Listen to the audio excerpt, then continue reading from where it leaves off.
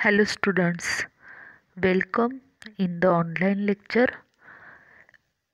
This is the fourth lecture on the topic Origin and Evolution of Life. In the last lecture, I have explained about the stages of evolution of man. In that, I have explained about the three stages of evolution of man, that is Dryopithecus, Ramapithecus and Australopithecus. In this lecture, we will study about the next stages of evolution of man, that is Homo habilis, Homo erectus, Neanderthal man and Homo sapiens. बघाल मागच्या लेक्चरमध्ये मी तुम्हाला मॅनच्या 3 stages इव्होल्यूशनमधल्या शिकवल्या होत्या. Dryopithecus, Ramapithecus आणि ऑस्ट्रालोपिथेकस या 3 stages शिकवलेल्या आहेत. या लेक्चरमध्ये आपण पुढच्या राहिलेल्या ज्या 4 स्टेजेस आहेत इव्होल्यूशनच्या, ज्या तुमच्या बुकमध्ये दिलेल्या आहेत, होमो हॅबिलिस, होमो इरेक्टस आणि निअँडरथल मॅन आणि होमो सॅपियन्स, या स्टेजेसची माहिती आपण घेणार आहे. तर सुरुवातीला बघूया होमो हॅबिलिस. होमो हॅबिलिस ही जी स्टेज आहे मॅनच्या इव्होल्यूशनमधली 4th स्टेज, तिचा ॲपिअरन्स कसा होता? Handyman like. याचा ॲपिअरन्स हँडीमॅन लाईक होता, म्हणजे जसं म्हणूया की टूल मेकिंग मॅन जो आहे, हँडीमॅन ज्याला म्हटलं जातं, त्याच्यासारखं त्याचा ॲपिअरन्स होता. Next site of fossil record. Site कुठं आहे, कुठं सापडलं याचं जे स्केलेटन आहे ते आफ्रिकामध्ये सापडलेलं आहे, टॅन्झॅनियामध्ये.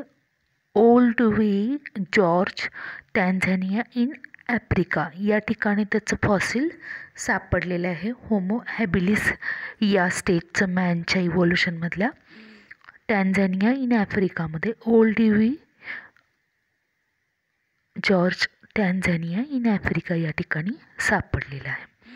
नेक्स्ट पिरियड बघा, हा मॅन कधी इव्हॉल्व झाला असेल किंवा कोणत्या काळात तो जिवंत राहिला असेल, तर लेट प्लायोसिन और early Pleistocene, 2.5 to 1.4 million year ago.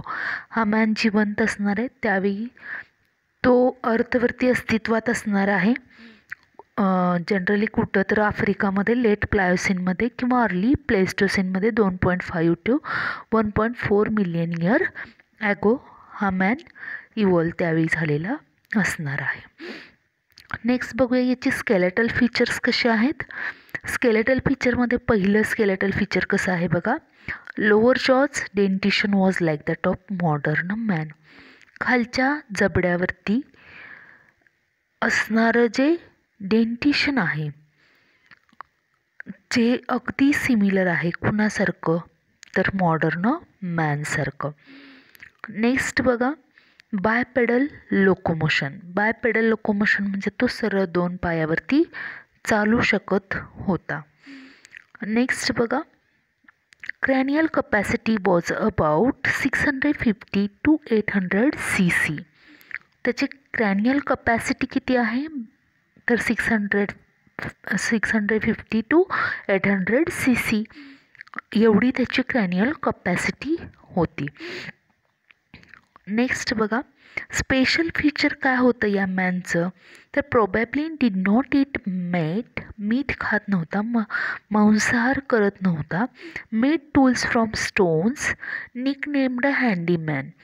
हा जो मॅन आहे त्यानं सुरुवातीला Homo habilis, habilis means handyman म्हटलं जातं याला, यानं सुरुवातीला दगडापासून हत्यारं बनवायला सुरुवात केली.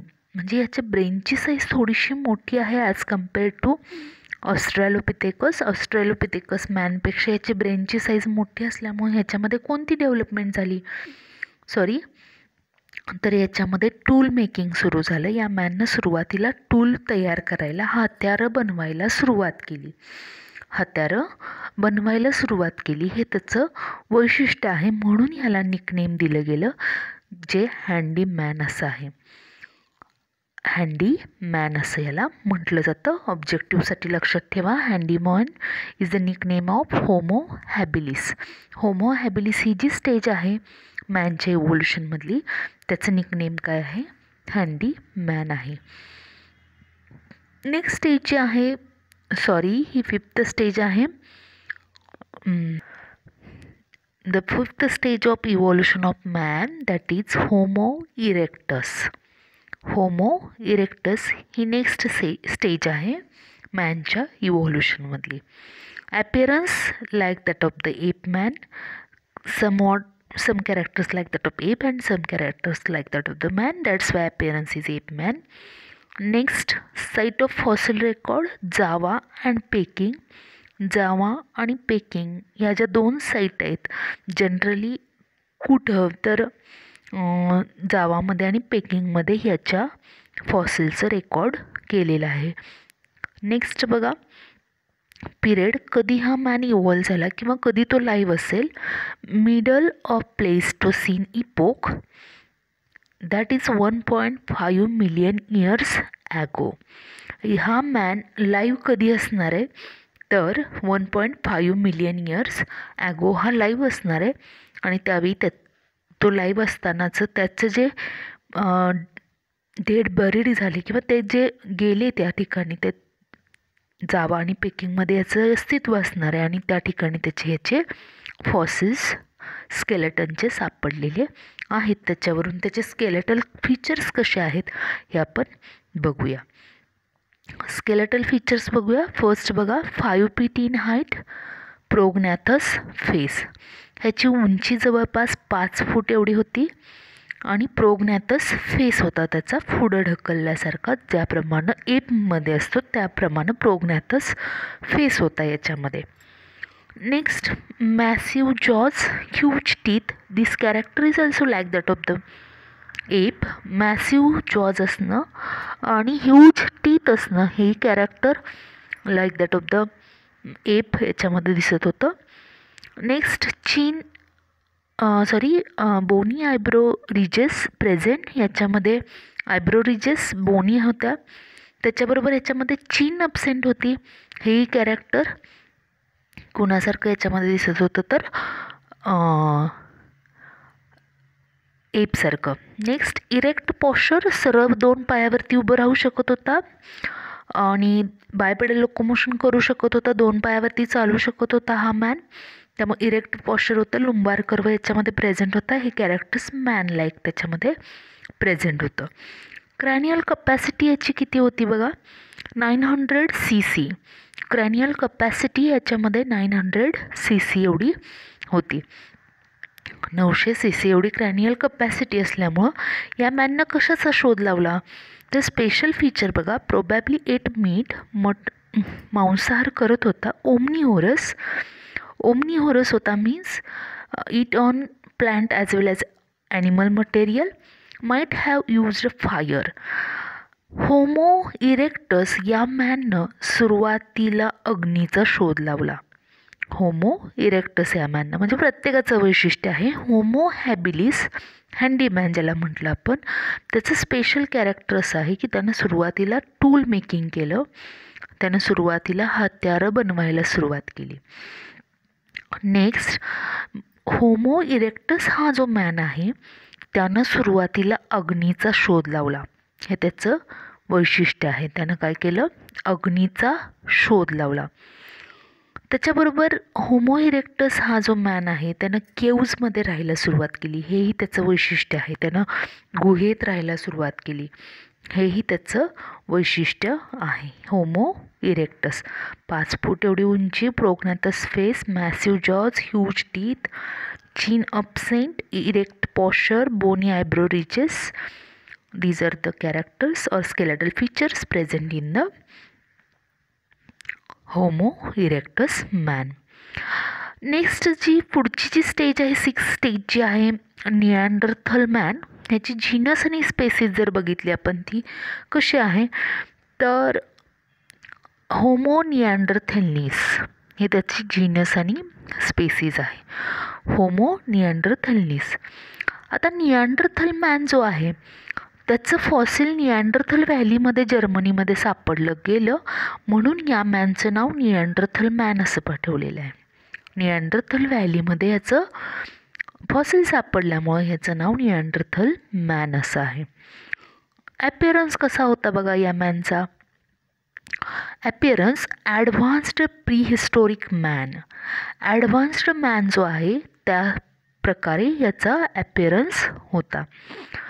नेक्स्ट बघा, कधी याचं फॉसिल कुठं सापडलं? Site of fossil record Neanderthal valley, Germany. Neanderthal व्हॅलीमध्ये जर्मनीमध्ये याचं फॉसिल सापडलं. मगाशी सांगितल्याप्रमाणे निअँडरथल मॅन नाव ठेवण्यापाठीमागं रिझन याचं फॉसिल निअँडरथल व्हॅलीमध्ये सापडलेलं आहे. कधी हा मॅन लाईव्ह असेल? Period late Pleistocene epoch, that is 10,000 lakh to 40,000 years ago. हा जो मॅन आहे 1 lakh to 40,000 years ago live असणार आहे. 1 lakh to 40,000 years ॲगो हा कसा असणार आहे? लाईव्ह असणार आहे. आणि त्यावेळी तो निअँडरथल व्हॅलीमध्ये किंवा त्या ठिकाणी जर्मनीमध्ये तो त्याचं अस्तित्व असणार आहे. त्यामुळे त्या ठिकाणी त्याचं काय सापडलेलं आहे? फॉसिल सापडलेलं आहे. आणि मग त्या फॉसिलवरून त्याचे स्केलेटल फीचर्स कसे होते याचा स्टडी केला गेला आणि ते कसे आहेत हे बघूया आपण. Skeletal features of Neanderthal man. Heavy built, short prominent eyebrow ridges, low forehead. Heavy built म्हणजे उंची खूप असणारे, शॉर्ट प्रॉमिनंट आयब्रो रिजेस असणार आहेत आणि लो फोरहेड म्हणजे लहान, खूप कपाळ जे त्याचं आहे ते खूप लहान होतं. नेक्स्ट बघा, deep jaws, chin absent. Jaws त्याचे डीप होते, खोलवर, आणि त्याच्यामध्ये चीन अपसेंट होती. इव्होल्युशन होत जात होतं, त्यामुळं काही कॅरेक्टर सेपमधले दिसणारच आहेत इव्होल्युशनच्या स्टेजेसमध्ये मॅनच्या, आणि काही कॅरेक्टर्स मॅनसारखी दिसणार आहेत. लक्षात ठेवा, इव्होल्युशन ही प्रोसेस कंटिन्युअस होत जाणारी होती आणि होत गेलं, त्यामुळं मॉडर्न मॅन तयार झालेला आहे आत्ता जसा आपल्याला दिसतो तसा. त्याच्यानंतर तिसरं स्केलेटल फीचर काय? आउटवर्डली कर्व्ड थाय बोन्स. त्याचं मांडीचं जे हाड आहे, थाय बोन जे आहेत ते आउटवर्डली पुढच्या बाजूला कर्व असणारं, थोडंसं कर्वेचर असणारं बोन आहे, थाय बोन त्याचं, मांडीचं हाड. नेक्स्ट पॉश्चर कसं होतं त्याचं? तर इरेक्ट पॉश्चर होतं, म्हणजे बायपेडल लोकोमोशन, 2 पायावरती तो सरळ चालू शकत होता. इरेक्ट पॉश्चर होतं त्याच्यामध्ये. क्रॅनियल कपॅसिटी किती होती त्याची? क्रॅनियल कपॅसिटी वॉज 1400 cc, म्हणजे 1400 cc एवढी त्याची क्रॅनियल कपॅसिटी होती. आता निअँडरथल मॅनविषयी जर सांगायचं झालं तर हा मॅन खूप ॲडॅप्टेड होता कोल्ड रिजनमध्ये राहण्यासाठी. ॲडॅप्टेशन त्याच्यामध्ये झालेलं दिसत होतं किंवा असणार आहे, कारण त्याच्या फॉसिलवरून हे लक्षात येतं. त्याच्यानंतर त्याची वैशिष्ट्य जर सांगायची झाली तर युज्ड हार्ड्स, केव्जमध्ये वगैरे राहायचा. युज्ड हार्ड्स किंवा वापरलेल्या वस्तू ज्या आहेत त्या हाईड करून लपवून ठेवणं, किंवा स्टोन्सपासून बनवलेले जे त्याचे हत्यार आहेत तो लपवून ठेवायचा, हे त्याच्यामधलं वैशिष्ट्य आहे. Buried their dead. हा पहिला मॅन असा आहे की ज्यांना त्याच्या बरोबर असणाऱ्या व्यक्ती डेड झाल्यानंतर त्यांना बरीड करायला, त्यांना पुरायला सुरुवात केली, हे त्याचं वैशिष्ट्य आहे. कन्स्ट्रक्ट फ्लिंट टूल्स, म्हणजे गारगोटीसारखे जे दगड असतात त्या दगडापासून त्यांना हत्यारं बनवायला सुरुवात केली, फ्लिंट टूल्स. आणि हा मॅन असा होता की तो थोडा बहुत कुठली लँग्वेज त्यानं तयार केली नाही, पण तो थोडा बहुत साऊंड प्रोड्यूस करत असणार आहे किंवा साऊंड प्रोड्यूस करण्याची ॲबिलिटी त्याच्यामध्ये असणार आहे, असा मॅन होता तो, म्हणजे निअँडरथल मॅन. बघा त्याचे स्केलेटल फीचर्स काय काय सांगितले मी. Heavy built, short prominent eyebrow ridges, low forehead, deep jaws, chin absent, outwardly curved thigh bones, erect posture, cranial capacity was 1400 cc, and special features: used hide, buried their dead, construct flint tools. This is about the Neanderthal man. Next stage जे आहे homo sapiens, 7व्या नंबरची stage जी आहे इव्होल्युशनमध्ये असणारी मॅनच्या. हा modern man आहे. Appearance like that of the modern man. It's a fossil site of fossil record, आफ्रिकामध्ये सापडलेला आहे. याच्याविषयी जास्त का माहिती दिली नाही मॉडर्न मॅनविषयी किंवा होमोसॅपियन्सविषयी, तर याचं जे पर्टिक्युलर स्ट्रक्चर असेल किंवा स्केलेटल फीचर असेल ते अगदी आपल्यासारखं आहे, सॅपियनसारखं आहे. आत्ताची जी आपली जीनस आणि स्पेसीज आहे आत्ताच्या असणाऱ्या मॅनची ती आहे sapien.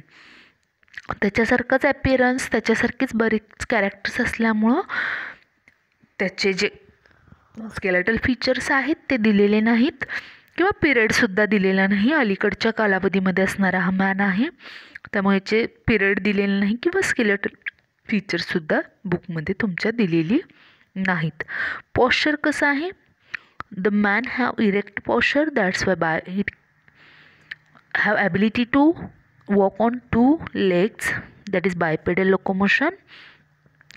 Next, cranial capacity was 1450 cc, 1450 cc एवढी त्याची क्रॅनियल कपॅसिटी होती.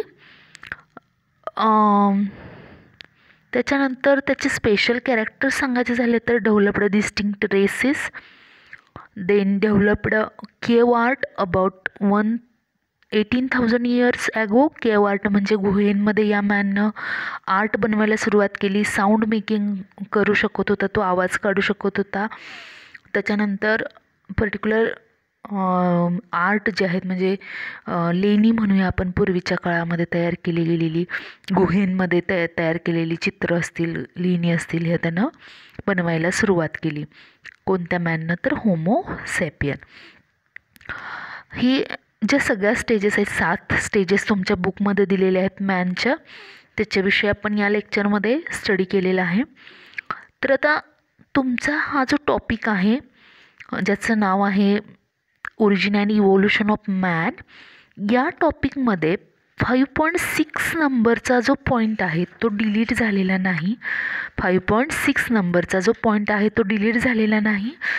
त्या पॉईंटचं नाव असं आहे की 5.8 पॉईंट जो आहे त्याचं नाव असं आहे की मॉडर्न सिंथेटिक थेरी, किंवा जी आहे ती डिलीट झालेली नाही. खूप इंटरेस्टिंग आहे.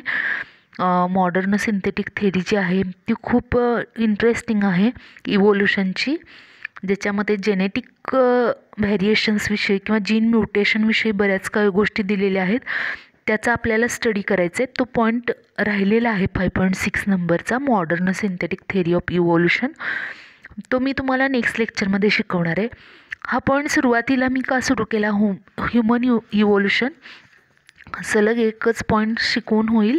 ह्युमन इव्होल्युशनशी रिलेटेड असणार, त्याचं क्लासिफिकेशन असेल, एप आणि मॅनमधला डिफरन्स असेल, त्याच्या इव्होल्युशनच्या स्टेजेसमधलं कॅरेक्टरिस्टिक्स असतील, हे सलग शिकवून झालेले आहेत आपले. आता आपण 5.6 नंबरचा जो पॉईंट राहिलेला आहे modern synthetic theory of evolution या टॉपिकमधला, तो मी तुम्हाला नेक्स्ट लेक्चरमध्ये सुरू करणार आहे.